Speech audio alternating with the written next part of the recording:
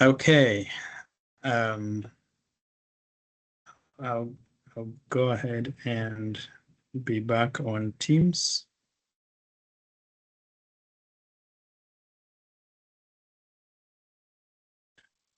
Back on Teams. And then, I'm going to talk about technology and everything. It's actually surprising that this is this is what is happening. It's surprising. Yeah.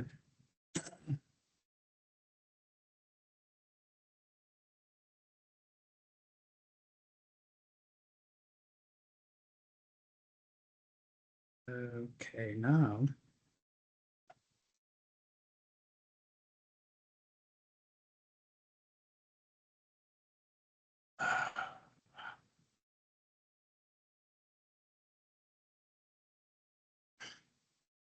We can see your slides. Yeah, I know Yes, you can. You'll be surprised when I tell you I cannot see them. Since I can see the I'm on slides. Teams now, I cannot see. I see the slide I now. cannot. Okay.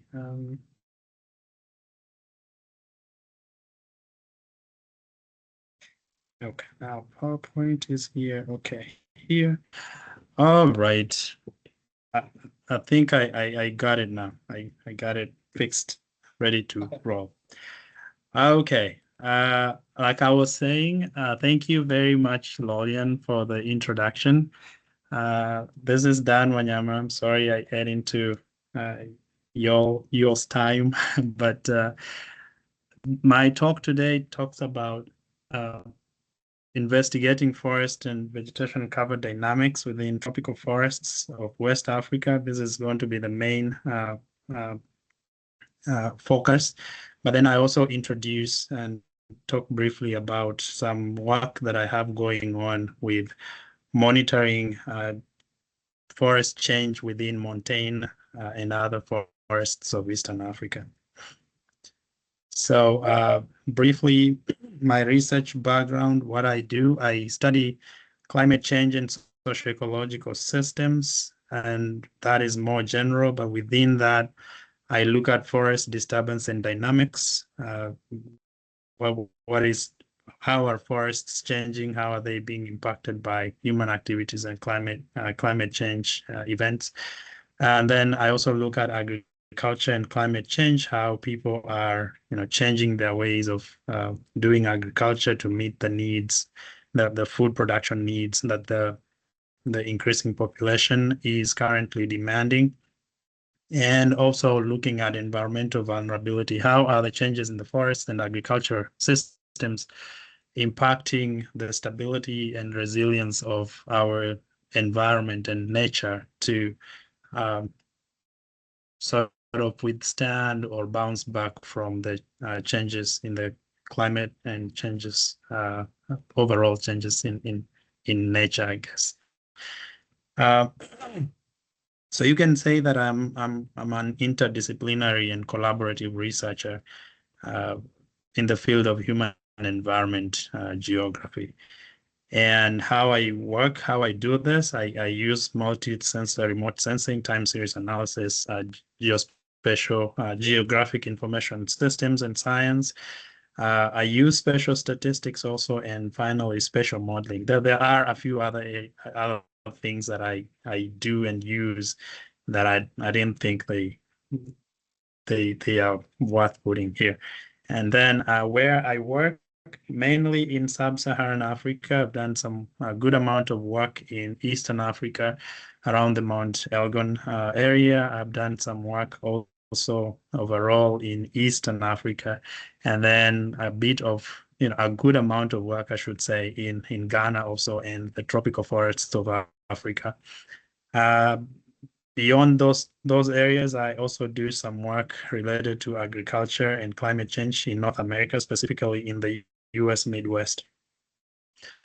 The goal that I usually, as I'm doing this, I'm trying to find better ways for people to improve human livelihoods and not hurt the environment in the process. So a way for people to improve livelihoods at the same time, using the resources from nature more sustainably, so that we have the both intra and intergenerational equity. Now, I'll talk to you a little bit about the background, and this is going to be a general background as to why my work focuses on climate change, agriculture, forestry, and sustainability. So, as you can imagine, you probably had this, maybe you had it some time today. We are living in climate change times. There is no, we cannot debate that. We have very high temperatures. Global temperatures have increased significantly compared to pre-industrial periods. And, you know, in February, this NASA said 2024 is the warmest year on record, but that was in February. And now, as we head into the second part of 2025, it is also proving to be, you know, one of the hottest years on record. And because of these changes that have increased significantly since the 20th century, we have all these issues related to significantly variable precipitation. We are having issues with animal and species loss and extinction. And we are now experiencing environmental hazards and natural disasters at frequencies and magnitudes that we have not experienced before. And because we are hearing this, that is projected to keep warming, and in any case, if you wanted some figures, the World Meteorological Organization predicts that we have 80% chance that the next at least 1 year in between 2025 and 2029 is going to be warmer than 2024, which currently holds the record. And there is an even higher chance that at least one of those years will be warmer than 1.5 degrees Celsius compared to pre-industrial periods. And what this then means is that we are going to continue experiencing these issues. And right now, as I was preparing this presentation, we have been experiencing these heat waves in northeastern US, where, you know, temperatures have reached 43 degrees Celsius. And I mean, I've been here 2 years, but we've never seen these temperatures. These have been temperatures in the south, you know, like you know, areas in the Arizona and Alabama. But now we're experiencing this here. It's gone now, so it's like 10 degrees colder compared to yesterday. But we have these changes that are going to continue, so we have to be cognizant of the fact that climate change is sort of here with us to stay, and individually, communally, and also, you know, as nations, as regions, continents, think of ideas for how we can keep this in check. Now, the other part of this is that the effects of climate change are unevenly distributed. And here I show you a map showing you the changes in percentage income that will happen as the climate keeps warming. And we see that most of its higher changes, the losses in income, are going to be concentrated in Africa and northern parts of South America.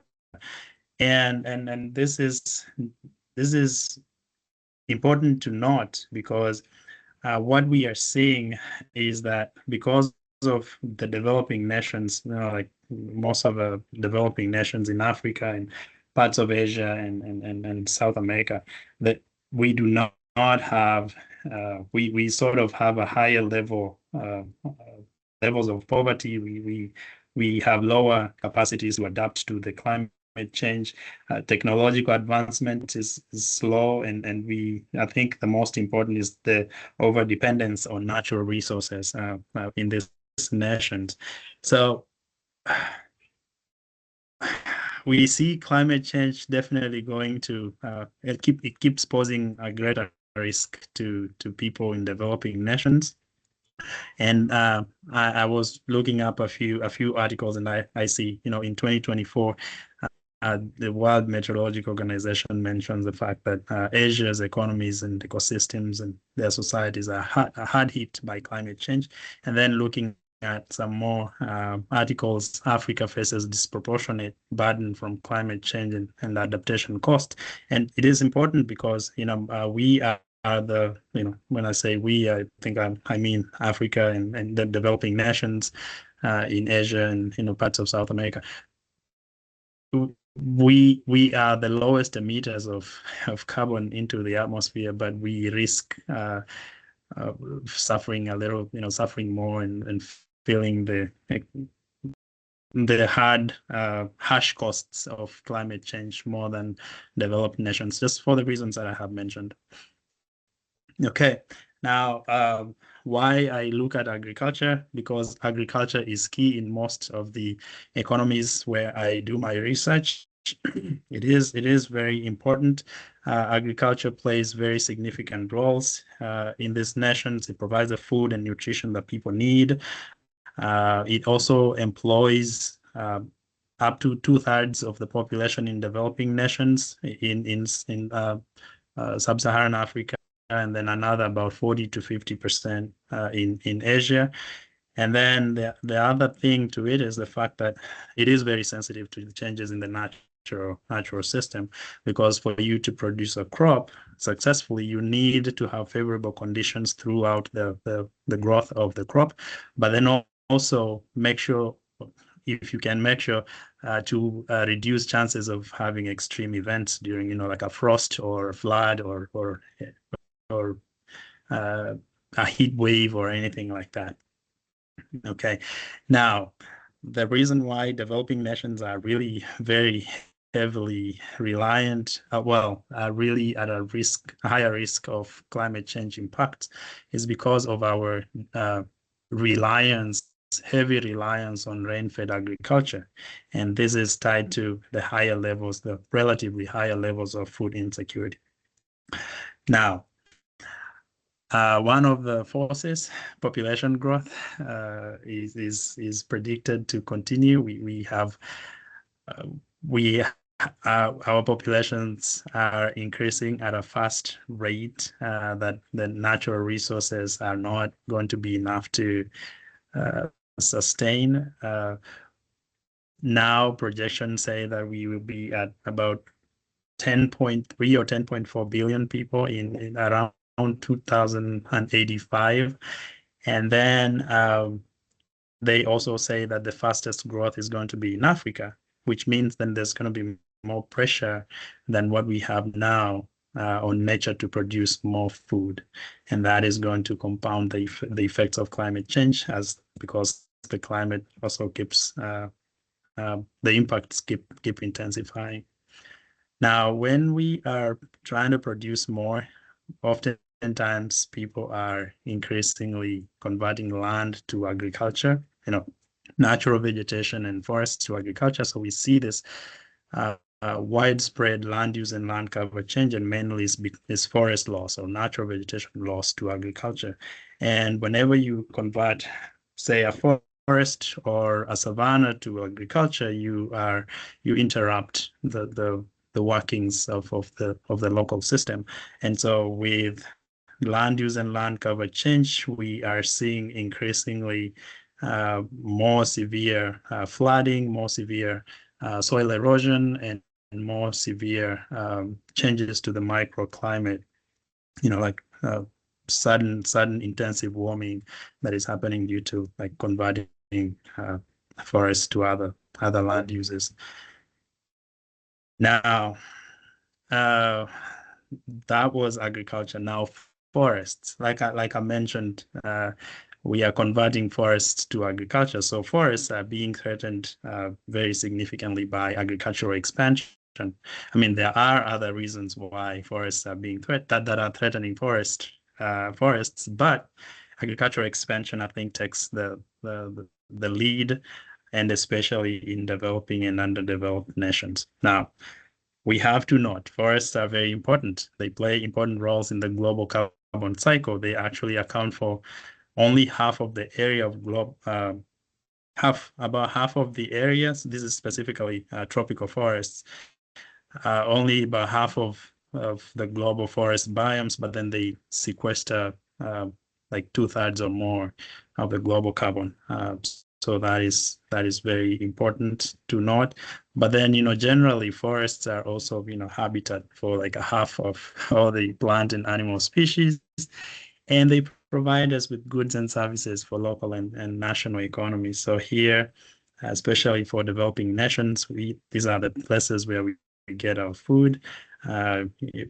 We get fruits and vegetables from forests. We use them as sources of energy, so fuel, wood, and things like that. We rely on forests to maintain our clean air and clean water systems and things like that. But then they face challenges, major challenges. We're seeing a lot of frequent and more severe droughts that are affecting forests. And then we have higher risks of wildfires just because of the warming and the significantly longer droughts that we are experiencing in the recent times. And then also just the human pressure. We see a lot of agricultural expansion, like I said in the title, but then we have other things, mining, logging, that are also affecting forests. Now, the thing with all this background is the fact that I want to establish that there is definitely a link between climate change, human land use, especially the agricultural land use, and then forest cover and function. These are all interrelated and connected, very strongly connected. And therefore, identifying these linkages, understanding them very well, can help us with better managing and legislation that can support three things: support forest sustainability, improve livelihoods of people who rely on agriculture, and then also sort of lessen the effects or deal with the effects of climate change. Okay, now let's go into the African context. Nothing too different because African forests are, of course, part of the forest that I just talked about. But then these ones are unique because they are very highly diverse. When we talk about African forests, people can talk anything from tropical rainforests, deciduous woodlands, savannas and grasslands, and then the montane forests, even the coastal forests also. Now, given that we are now just getting better measurements or better data about the African forests, we are learning that actually African forests are sequestering more carbon per year than the Amazon. Has nothing to do with the area, but then that is something to actually read up more about. Now, part of the African forests, maybe, well, you will know the Congo. So those will be part of the lowland forests, including the Congo, and then the some in West Africa, Nigeria, and Ghana. Here, they show us where these forests are mainly located. So in the Congo, those are the lowland forests in West Africa. But then in East Africa, we have montane forests, mainly montane and coastal forests. And then we will have other, tree cover, the Miombo woodlands and whatnot, that are also actually, like I just said, we are also learning that tropical montane forests are also sequestering as much as the lowland forests. And this is just coming out because now I think we have better data to make this, to do this kinds of analysis.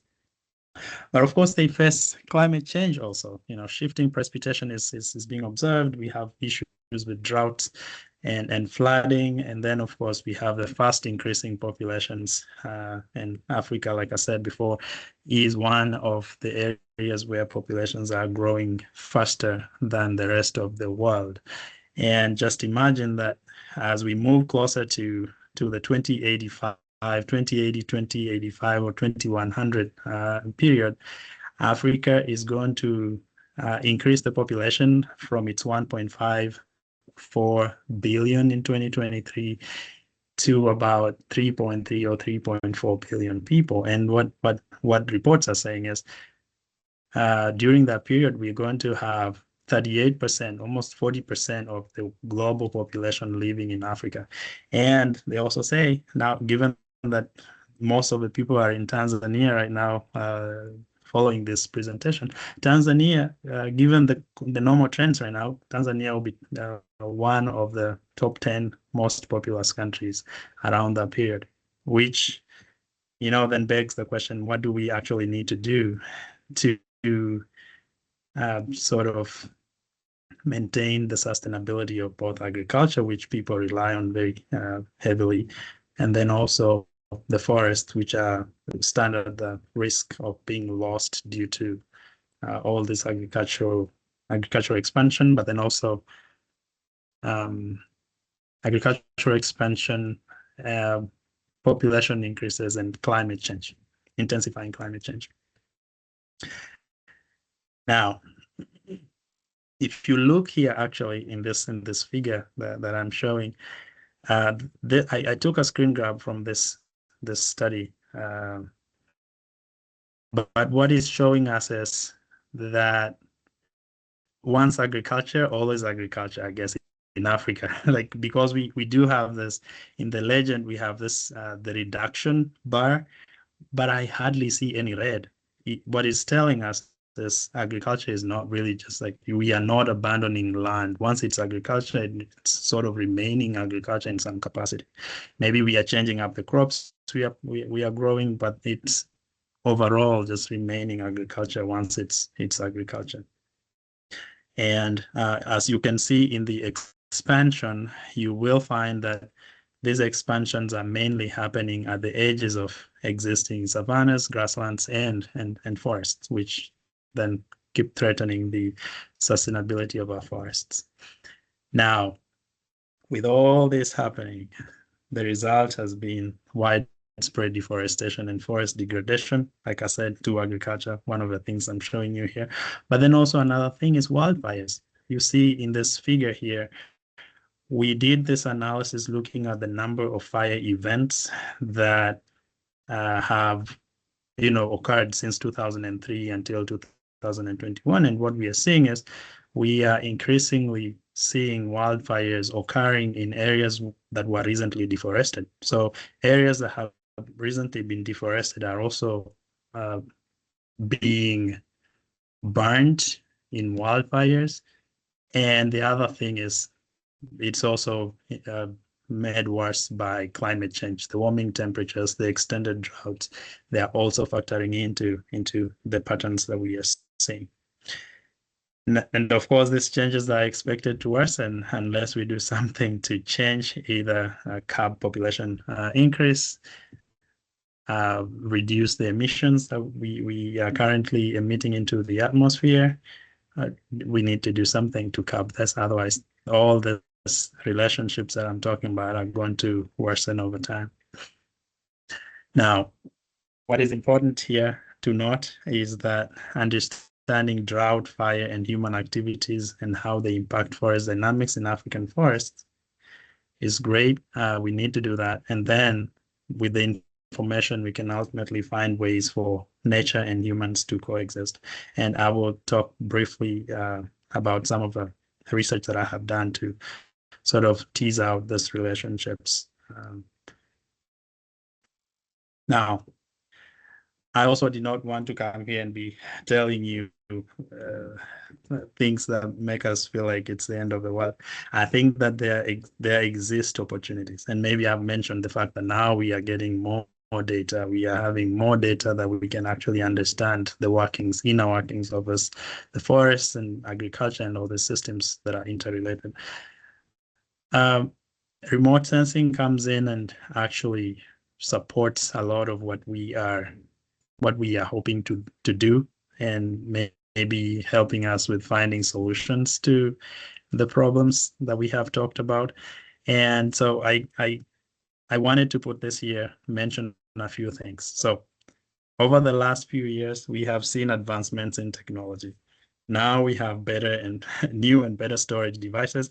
And when I say that, if you remember the use of floppy disks, I used floppy disks in like 2005, and now we have this, like portable USB drives, and then we have cloud storage, which now you can store a lot of data, and that opens up, ways to share data and do some analysis that otherwise was almost impossible back in the day. And then improved computing power. And I like to quote my former supervisor, who was telling me that, we have moved to a point where supercomputers are no longer, like a room with all this big and sophisticated computers with cables and networks and all that. Right now, we have sort of supercomputers. We have them in our backpacks, we have them in our offices, and this is due to the improved technologies.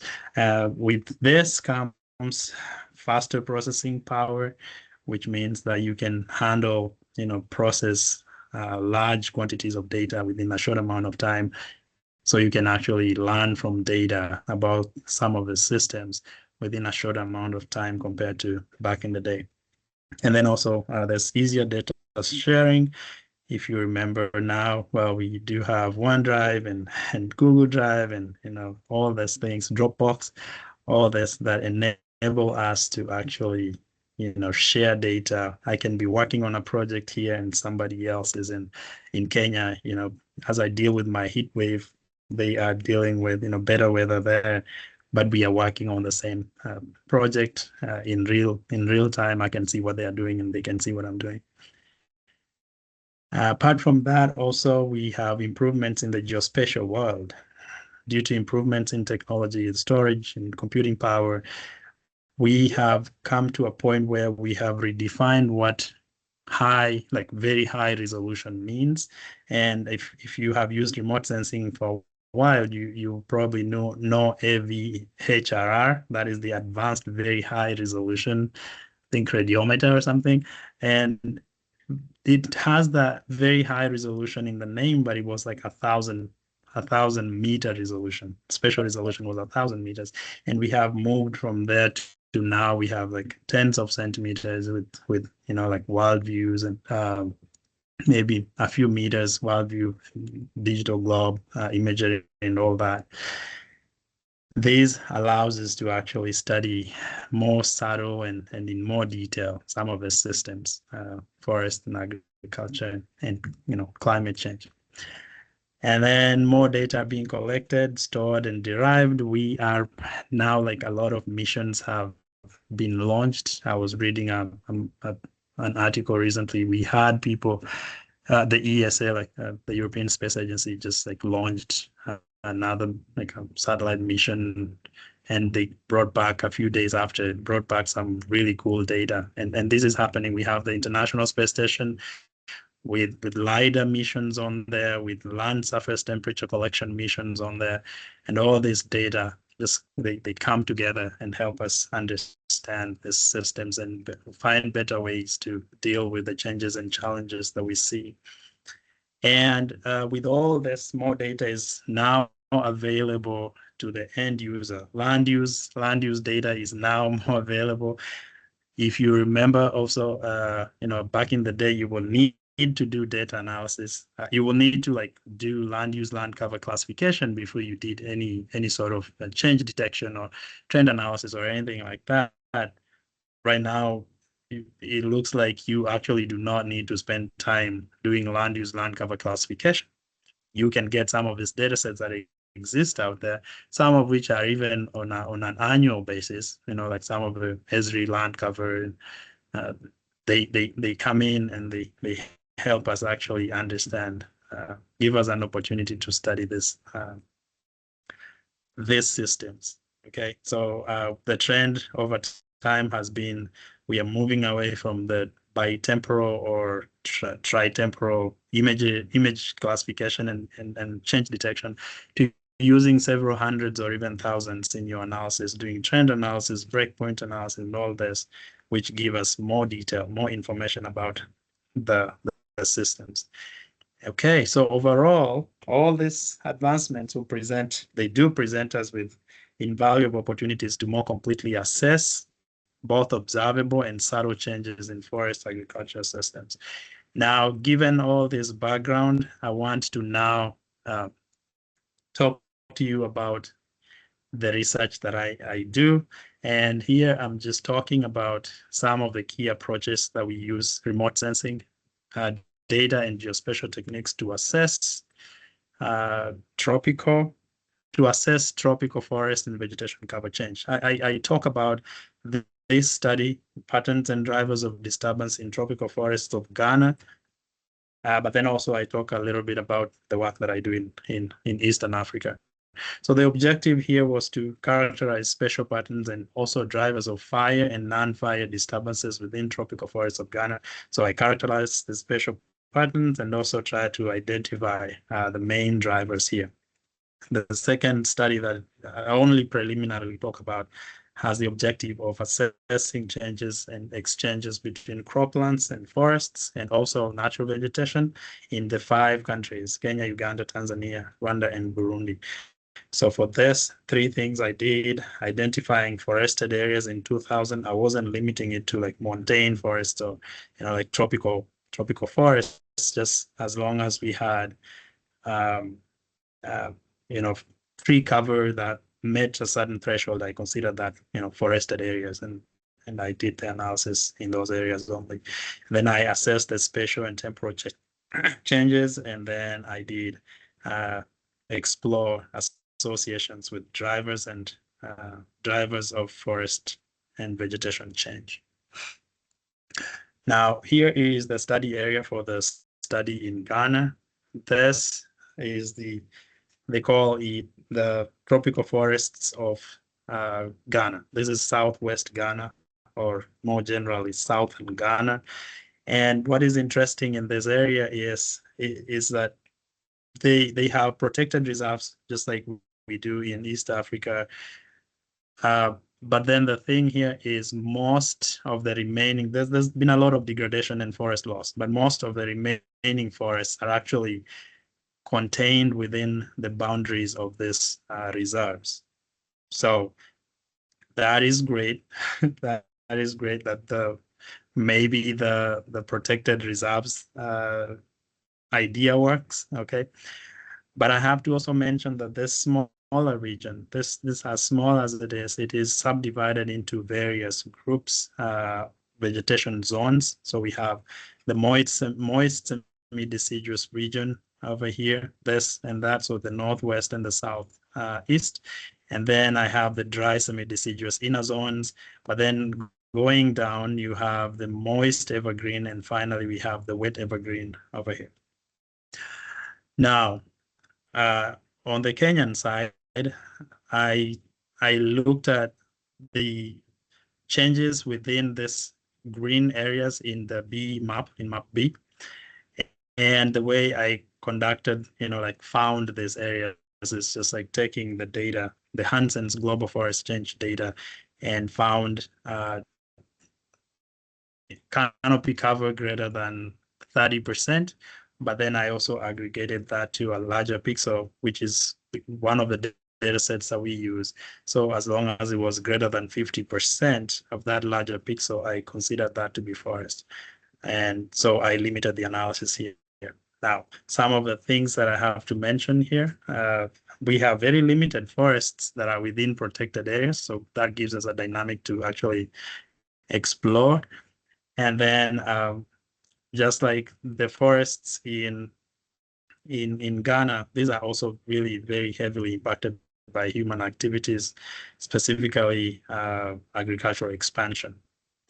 Now, on the Ghanaian side, we have issues with wildfires because people are using fires to clear land for farming, and oftentimes these fires will escape into the reserves and to burn some of the reserves, depending on the conditions, of course, the prevailing conditions. If it is too dry and we have fuels, then it will burn the forest.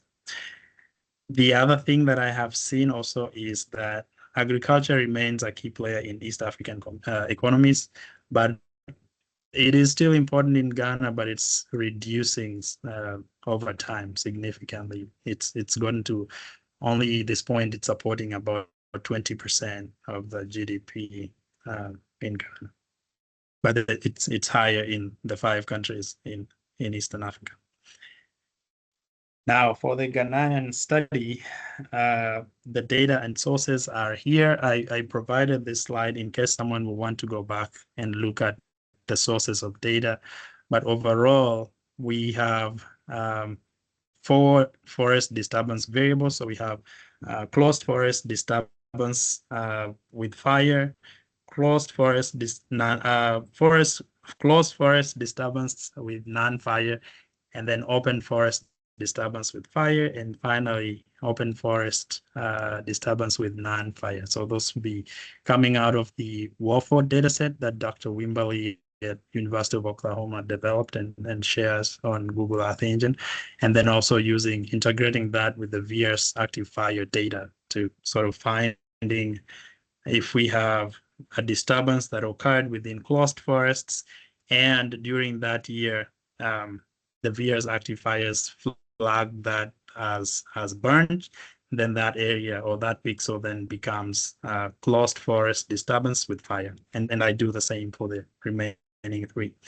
Then the other things, the other variables, now these are the driving variables that I use. Climate, we have mean annual precipitation to show the distribution of precipitation across the study area. And then I also look at standardized precipitation anomalies, which will then show me the fluctuations over time, or maybe the fluctuation for a specific period, based off of the like the other period, like over the last 30 years or something like that. Okay, or the mean conditions. Okay. And then I also have population gravity index, which looks at the distance, but then also the population of towns that are within proximity of the reserves. And then I look at non-forest cover. Non-forest cover here will be any land use that is not forest. Okay. And then fragmentation type, I want to see how fragmented the landscape is. But then I also went ahead to look at distance from rivers, and finally percent closed forest. So like looking at within like 3 by 3 pixels, how much closed forest pixels do we have, and then calculating proportions for that, and then using them in the model. And then lastly, slope, which we got from the SRT-MDEM. Now here is a flow chart of the methods, and we do not have too much time, so I will not go through each specific thing, but I want to mention the fact that we do 2 things here. 2 things. Change analysis, so looking at disturbances by year, then by type. So is it forest loss, is it forest degradation? And then also looking at whether it's fire or non-fire disturbance. And then the next thing that I do is now modeling, which I use the boosted regression trees model to establish or assess relationships between the 4 different groups of disturbances with the predictor variables. And the predictor variables that I have said, or even mentioned in here, the population gravities and distance from non-forest and all this. Okay. And there are specific things that I have to mention though in passing.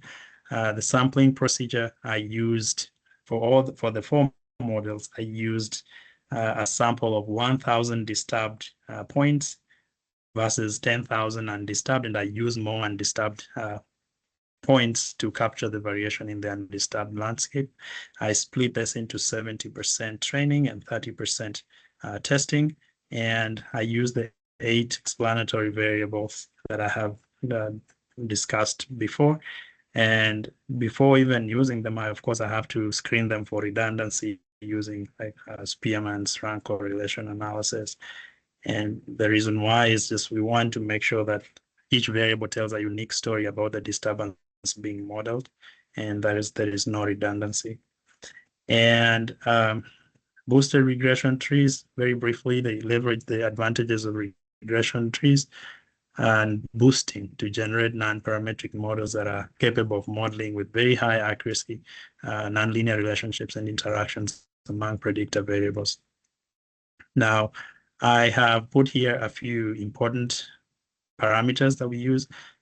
Tree complexity will control whether interactions will be modeled. So if you have a tree complexity of 1, then you are not allowing interactions as such. And then if you have 2, then you are allowing two-way interactions. And then the learning rate will determine the contribution of each tree, whereby if you reduce the learning rate, then you will need more trees to make your prediction. The bug fraction will specify the proportion of data points that will be used at each step. Okay, and then of course the number of trees will be the number of trees required for optimal prediction. The number of trees, maybe you've had it already, but is affected heavily by the learning rate and the tree complexity. Okay, and then the last thing I did was to do disturbance risk predictions. So making predictions about disturbance risk, given the relationships between disturbance versus the predictor variables. Okay, now here, I will not talk about this. I wanted to show you, sort of the original data sets that we used. Annual canopy cover classes. I said we are moving on to using more dense time series data, so it makes sense that you see the kind of data sets that I started off with. And then also looking at the 8 predictor variables that we used in this model. Now, some of the results. So change analysis, what we are finding here is that we had significant disturbances, most of which, like 83% of the disturbances that occurred in southern Ghana over 2013 to 2020, they were non-fire disturbances. Only 17% was fire, okay?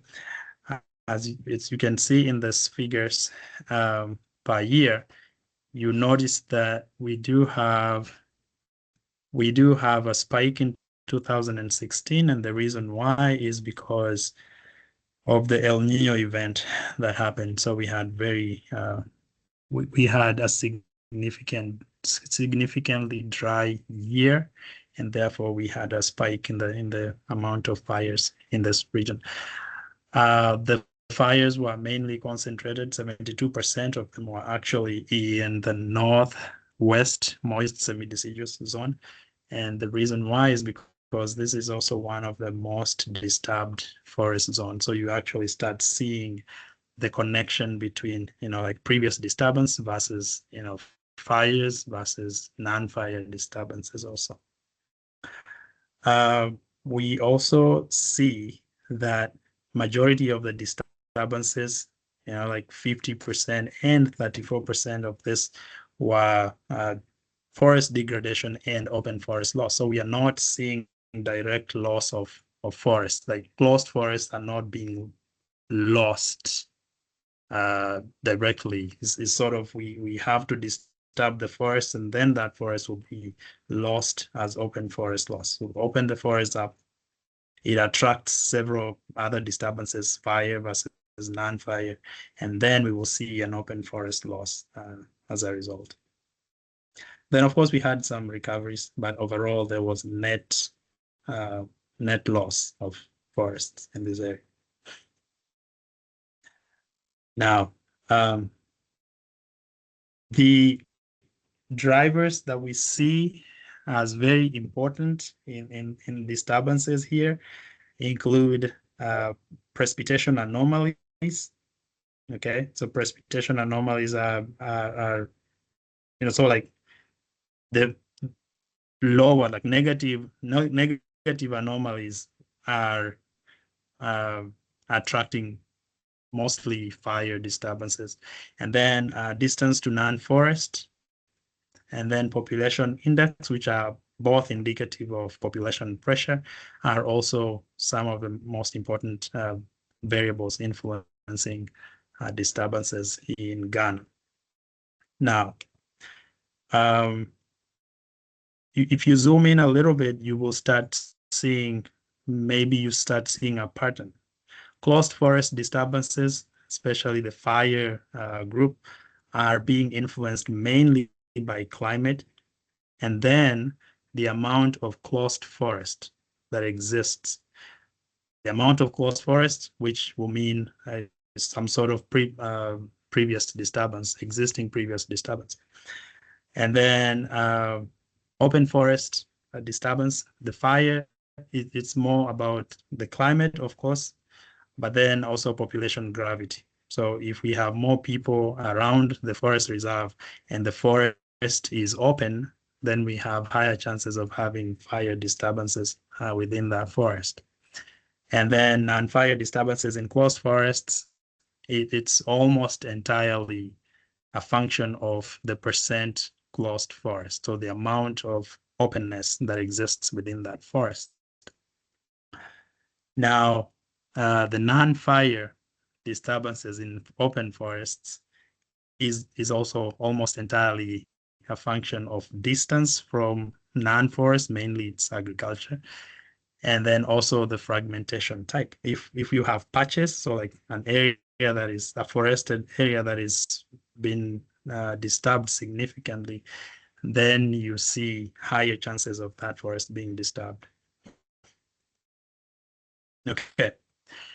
Now, George, I don't know how long you want me to continue, given that we started late. I do have another like 5 slides, but I think you can continue until you finish, because I know you started at almost 24 minutes, so you have we can up to 15. Okay. I just added, yeah, and then have some questions later. Okay, all right, cool. So so looking at the specific relationships between disturbance versus the drivers, we are seeing that there's a higher risk of disturbance, especially in drier areas, so areas that have lower annual amounts of precipitation, especially somewhere within like the ranges of 1200 or 1300 to 1400. But then also in drier years, so areas during years where precipitation anomalies go under like -1 standard deviation or 2 standard deviations, then we are seeing higher risks of disturbance in those years and locations. Now, we also see that closer to higher population areas, so population density and the impact or the influence that humans have on reserves, we are also seeing that because population gravity is coming out as very significant. And then also distance to non-forest is also coming out as very significant in this analysis. Key also to mention is the fact that we have higher risk of disturbance in areas that have already been disturbed before, that being shown by the variable percent closed forest. And this is especially closed forest disturbance with non-fire. Okay. And then non-forested areas, mainly agriculture, will also attract, especially, within like a kilometer. Reserves that are within a kilometer of, agricultural lands will also attract a higher risk of being disturbed. And that may just be that, like I said, these people are using fire for clearing land, high chances that if your farm is right next to a forested reserve, a fire will one time escape and burn down the forest. So which is what this is meaning. Now, some of the discussion points from this Ghana study, we see that the theme that is coming out every now and then is the multi-stage disturbances, that we are not seeing complete loss of closed forests, but rather we are going through the stages of, first of all, degrading the forests and opening it up into for further disturbance, and then this open forest is disturbed and lost as open forest loss, rather than the direct loss of closed forests. And then we see also the idea of positive feedback links or feedback loops between disturbances and forest condition or forest characteristics. So we see fire and non-fire disturbances likely happening in areas that have been disturbed before, okay? And this is happening because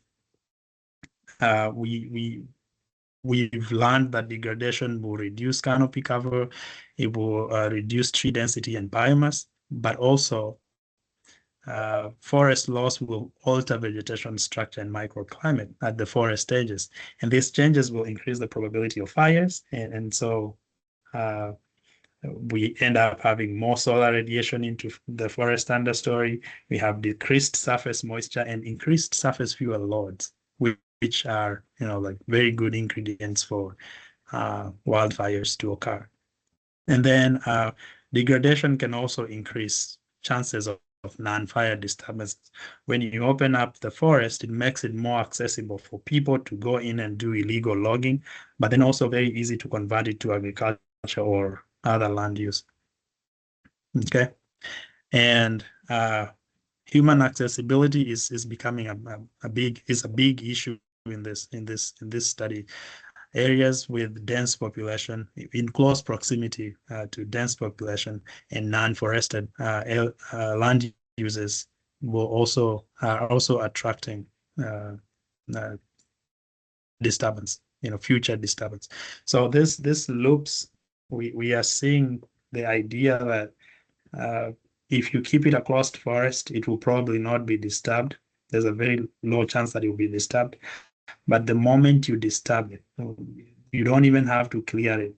But once you open it up, then it starts attracting a whole range of disturbances that will eventually cause the loss of that forest. And given that we are talking remote sensing, I believe that the models that we apply in this study and similar studies, they can very well characterize variability of the climate, human accessibility variables, and also landscape structure variables to identify areas where disturbance risk is higher, or when disturbance risk is also highest, if we are talking temporal. And with that information, we can target actions accordingly. Okay, so in the moist semi-deciduous northwest region, we can almost be certain that if we have an El Nino event at the level of what happened in 2016, we might have more fires of the same magnitude, or maybe even worse. Now, given this last point, I was like, can we do it? Can we do that? So I was able to take those models that I built and try to estimate risk based off of the relationships between disturbance in 2013 to 2020 and the variables that we modeled to try to see relative risk of fire, non-fire events. Okay. Now, what we see, because I just looked at average precipitation and then extreme drought, in which extreme drought here I just used precipitation anomalies of -1 for everywhere. And what we are seeing is areas that have shown higher risks of being disturbed in the past are also the same ones that, given those conditions again, they will be standing a very high risk of being disturbed again. Okay, and that is going to be mainly these areas in the moist semi-deciduous northwest region here. But other than that, if we have normal or average precipitation, these areas have very little, very, very low risk of being disturbed by fire or non-fire disturbance. I mean, you can still see that non-fire risk is sort of not changed too much, whether it's a drought or not a drought. But fire disturbance risk shoots up a lot when you factor in the issues of drought. Okay, so I will talk to you. I do have like 2 slides now. I will talk to you briefly about some of the work that I have done here in Eastern Africa, and what I do. This is really in very preliminary stages. So I am trying to combine multiple remote sensing data to characterize forest and vegetation change in the 5 countries. And the methods that I'm using is like descriptive statistics, summarizing changes over the periods 2000 to 2021. Specifically, I have tree cover, non-tree cover, and non-vegetated cover. So tree cover is like forested. Non-tree cover is like, there is cover, but it's not forest. So we are assuming that may be anything, agriculture or maybe even grasslands or stuff like that. Okay. And then I run trend analysis. So I have this 22 years of data with data for each year. And I run time series analysis, so trend analysis using the non-parametric man, Kendo, and SenseLog to start to try to quantify how much these variables have changed over the 22-year period. And then given those trends, I can try to do associations, try to establish associations between the trends and precipitation and elevation and slope, because what we have seen is these disturbances, especially in Eastern Africa, we are disturbing higher and higher elevations because those are the areas that we have not touched in the past. Those are the fertile lands that will do very well. Agriculture will do very well, but then we also run the risk of increased mudslides, landslides, and generally reduction in the increasing environmental vulnerability over time. And I use these data sets. I will not mention them, but I just want to show you a little bit of the results that I have. Okay, so looking at fractional tree cover, percent tree cover, and non-tree cover and non-vegetation, we are seeing a very, especially varying trends.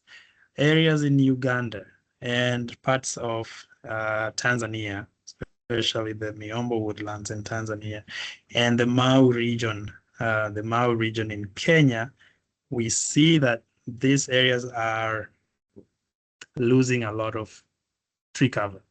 I'm just calling it tree cover because I don't want to say it's forest, and we have like several definitions of what a forest is right now. But if we zoom in a little bit, just so you have a better idea what I'm talking about, we are seeing these areas here that are, oh wow. I hope you can actually see my mouse. If not, I apologize. But the areas in Uganda that have been lost significantly over the last 22 years. And then we have these areas also in Tanzania that have been lost. And then, okay, we have some areas also that have been gained in Tanzania. We have to mention that. And then southern Tanzania also. Now,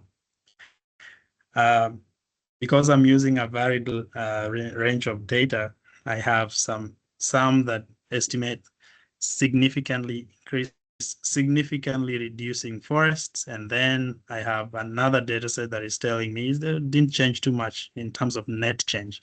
So the fractional tree cover from GlobeMap is telling me that we had loss of tree cover, but we also had gains in tree cover that led to a net decrease in tree cover by, a minus 1.6%.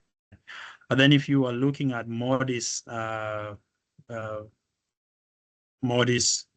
continuous field, vegetation continuous fields, we are seeing that actually tree cover reduced very significantly, like 13%. These are very significant differences. I mean, we understand there's like different algorithms and therefore we'll have different results.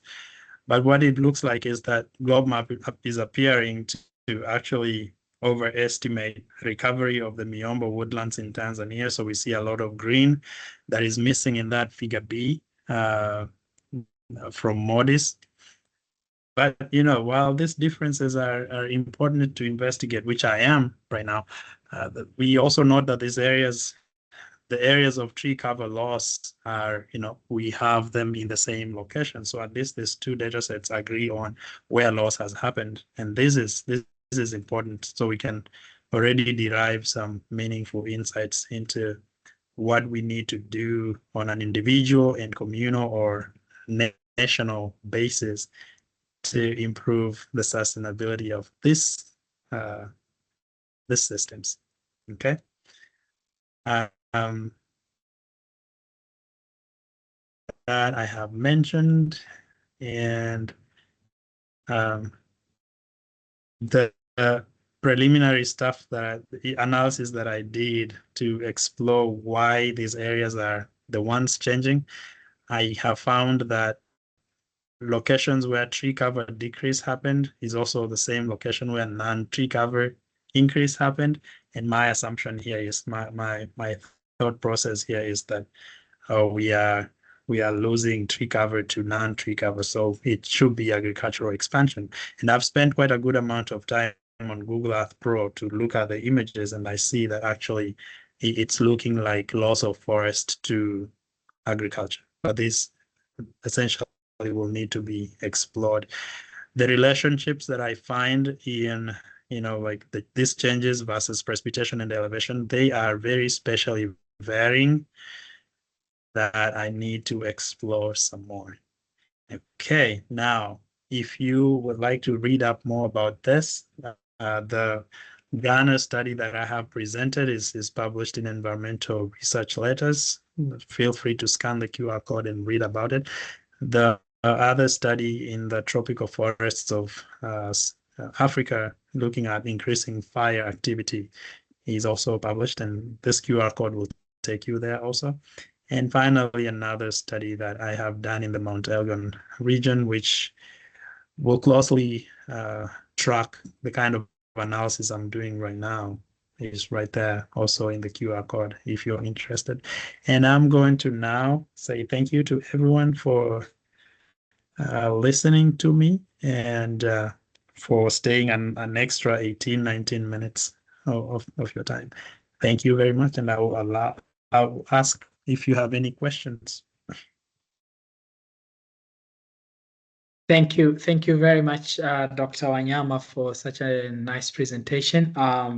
We do have a few questions on the chat, and I will also allow a few questions. People can unmute themselves, raise your hand, a virtual hand, and then we can select you. Dan, you can also access some of these questions, but the first question came from Kenneth, who asked whether you have the current East African forest data. If yes, he was wondering if you can share. And then the second one is from Samuel Okurut, who is asking, are S3 land cover land use raster for free? All right, cool. I can start with the first person. So the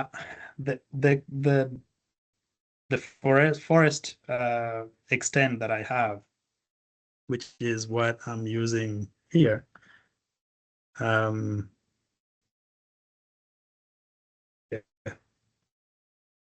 Let's see if it shows up.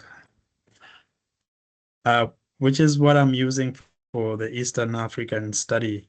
I got that. I had to create a baseline forest cover dataset out of the Townsend's global forest change data. Okay, so that will be forest cover extent in 2000. Okay, and then I'm assessing changes those locations, so I can see locations that have been lost and locations that have been forest cover has increased. But I do not really have the current forest cover data set. I can extract that data for you if you need, maybe from the Esri land cover data set, or even one of the GLAD data sets from the University of Maryland, but that will go only until 2020. I think that they should be, they do it every 5 years, so I assume that the 2025 data set will be coming out soon. And that is to answer that first question. The second question, is the Esri land cover dataset free? Yes, it is. It is free. They have the sort of like a web app that you can go in to visualize the data. But then you can also, I have gotten to a point with that dataset where I can actually download a tile onto my computer and do some work with it. Yeah, so All it is right. available. All right. Thank you. There are two people asking question. The first one, unfortunately, used abbreviation, so I just say CM. CM, you can unmute yourself and ask, and then will be followed by Mr. Average. Oh, okay. Okay. Good afternoon. It's Chanda. Yeah, I work with the Red Plus project here in Zambia. Okay. And one of the key drivers that the prof alluded to is population growth in Africa. And Okay. we can even see it with the projects that we work with. Over time, you see that the population will start increasing around the forest, and that causes a problem with our forest that we protect. Now, I have a question with Prof. Do you think there's future for the forest in Africa, considering that we are going to have population growth that will amount to, is that about 10 billion in 2018, 2050? 2088, 2085 to 2100. So. Yes, so that's my question, because there's always a disparity between economic growth and population growth. So that causes a lot of economic challenges, especially with the rural areas that depend on natural resources. So, Doc, do you think forests have got a future in Africa, to be specific? It's a very good question that I do not think I have the answer to give you today, but that is also part of the motivation for why I'm doing this kind of work that I'm doing. Okay, my a friend of mine back like in graduate school, he said he made one statement in his dissertation: if we cannot map it, then how can we conserve it? Like we are just getting to a point where now we are actually learning, oh, this forest is actually this important, or this resource is actually this important. We have this relationship between nature and humans. And that is because, especially in Africa, we did not have data. And if we do have data, it is oftentimes hoarded and not shared exactly, like easily shared with the rest of the public, who can use this data for, like meaningful analysis. Okay. Now, with the kind of work that I'm doing, I have started with trying to understand relationships between these two systems. And then I do have a person I know. There's a person I know who actually takes this information and tries to do like a scenario modeling, like modeling scenarios. What if we changed this?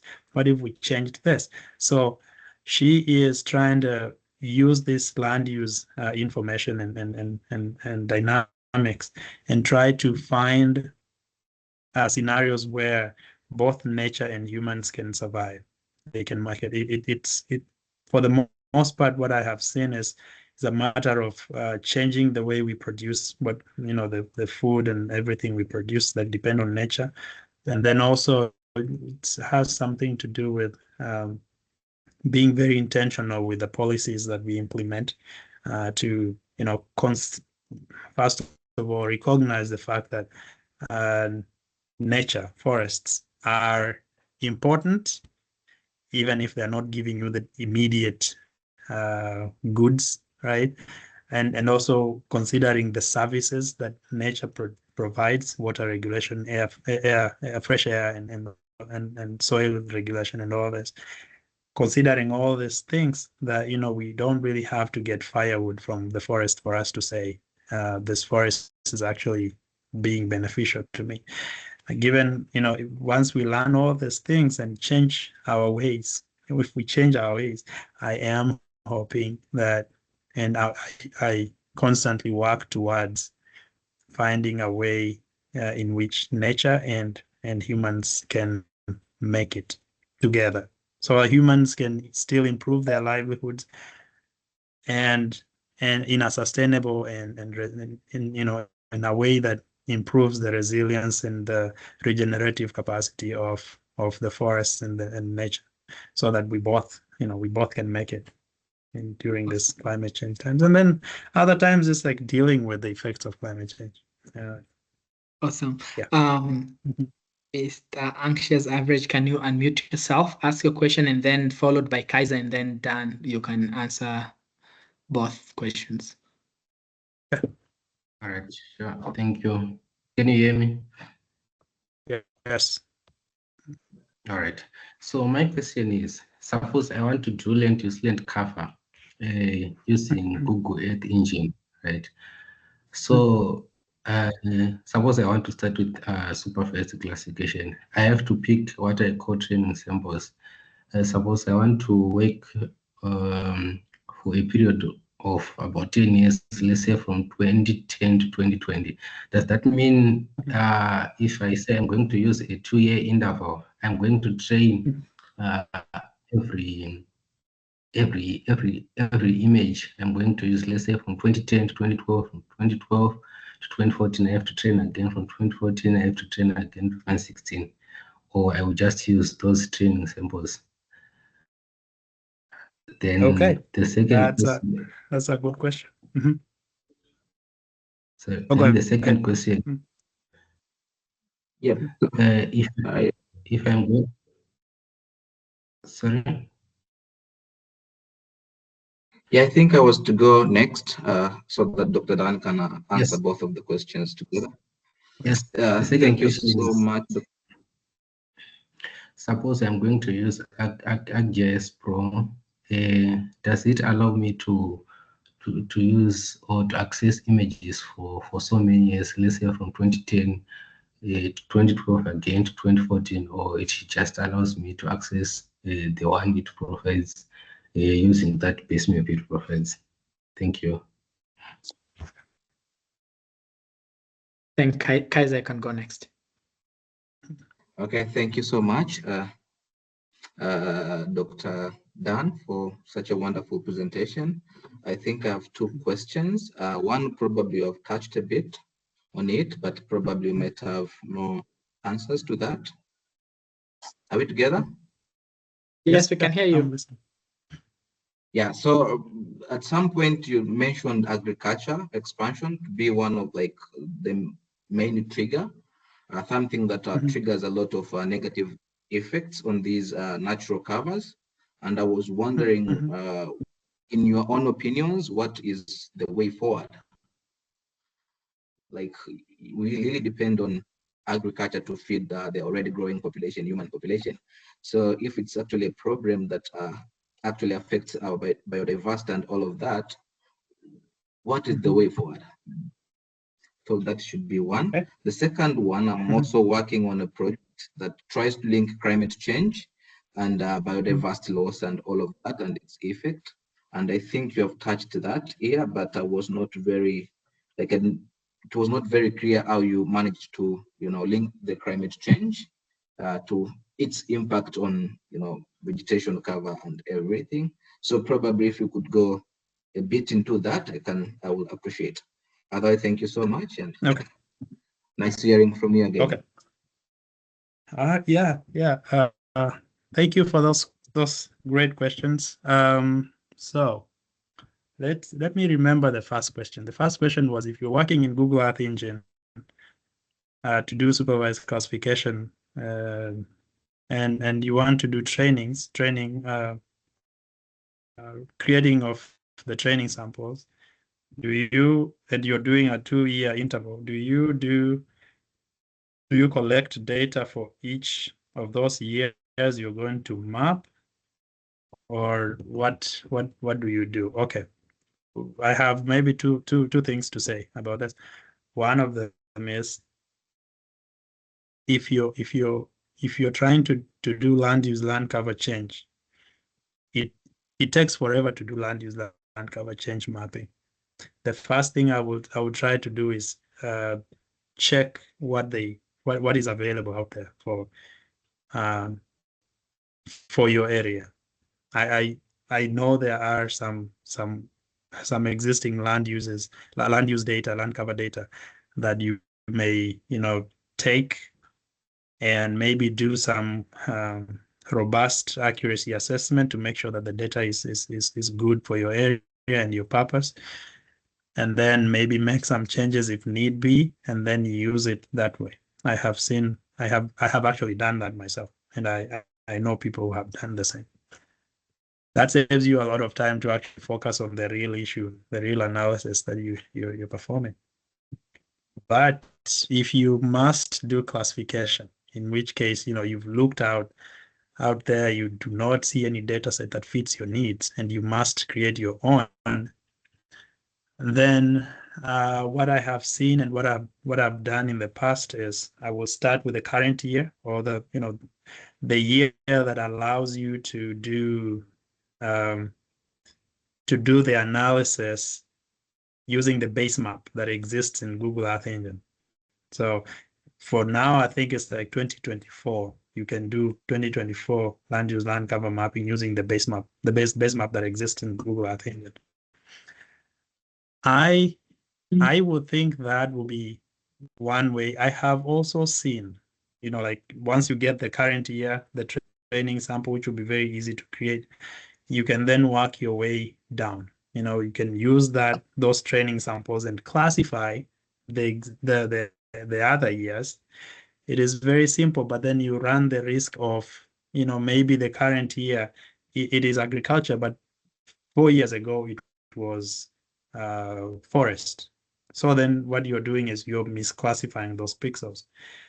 So one thing, taking the current and creating that land cover, taking the original, like the first year, and doing the same thing, go into Google Earth Pro and go back in time. There's like the history, the history tab.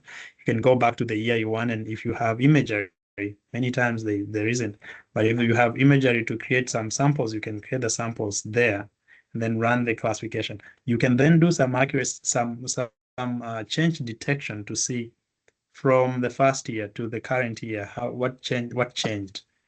If you have areas that change, then you remove those samples from your current training sample. If they did not, for those that did not, you can then use them to do your classification. And we can maybe meet to talk about this. I cannot be comprehensive given the time constraint. The other thing that I see also people do very, very much work, like demanding, it's too demanding, is you get your image for that year and you use that image to create the samples. You will zoom in exactly for, look for continuous areas that represent certain land uses and create the samples that way. But it's going to take you a lot of time. In my 5, 6, 7, 8, 9 years of working with remote sensing data, I have gotten to a point where I feel like with time series analysis or trend analysis or breakpoint analysis, I get better information. I learn more about the changes in the landscape than if I did change detection using the few images. But depends on the purpose that you want to use the images for. So let's talk. We can meet up and talk. And then the other, wow, the other question from Kaiser. I I don't remember it. I don't remember the question. The first question from Kaiser. Yeah, so probably I can repeat the first question. Somewhere in your results or in the presentation, you pointed out population increase being and agriculture, which actually triggers to agricultural expansion, being one of the biggest threat to these natural covers. Including the forests, and then that has a lot of, again, effects to biodiversity. So in your own opinion, what is the way forward with agriculture? Like, do you really love, can you comment anything on that? Like, is there a way we can, like, how do we move forward? There's one way I have been trying to look at this. So we know where the agricultural lands are, right? We know where agriculture is happening. What we do not know, and maybe we do, but we have not done much about it, is whether we are producing as much as we should, on the current land. So sustainable intensification has been suggested as a way to like produce more on the currently agricultural lands without needing to have new land, like converting more forests and savannas to agriculture. So that is one. In my own ways, I have been trying to, like, running some land suitability models to see where where are the optimal locations for growing, say, maize and beans, or things like that, and try to suggest to people maybe they should switch and use those lands instead of trying to produce maize on a piece of farm that you have been trying to produce for the last 40 years, and now the yields are really shrunk, and therefore you are at a point where you need more land for agriculture. The other thing is just my friend, again, what she has been doing, trying to find scenarios that work.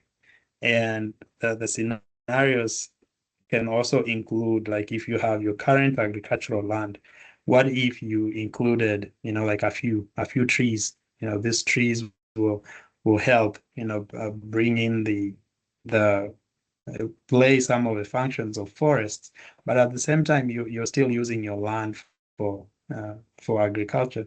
So ways to use currently agricultural land to produce sustainably, but then also use them as an opportunity to address the challenges that climate change brings. Right. Yeah. So I know we may have more questions, but because of time, I don't want to exceed more. Because we have provided email address for Dr. Wanyama, and you can definitely reach out to him. There is another question, but I have asked Nelson Omar to reach out to you directly. He just wanted to know the name of the person or the research group that you mentioned that is working on the sustainable ways to mitigate disturbances and policy aspects. Okay. Yeah, so I think I can just reach out. But honestly, I want to thank everyone who joined for this talk today, but also hands up of applause to Dr. Wanyama for such an amazing presentation. We had some technical issues, but we are all here now. Thank you so much. We really appreciate, and we will share all the materials, the presentation, and also the recorded. So for those who are so much for big person, you can also like unmute yourself and clap hands. Yeah, thank you. Yeah. Thank you so much. I know some of the participants here will be joining us for advanced GIS training, which will be held from July 13th to July 19th. And Dr. Wanyama will be one of the instructors. So keep tuned. And I know like we have participants from different continents here. I won't mention, but I really appreciate everyone and thank you so much for joining. Thank you so much for having me and for listening and the questions. Everything was great. Apart from, of course, the first 20 minutes, but yeah. Right. Thank you very much.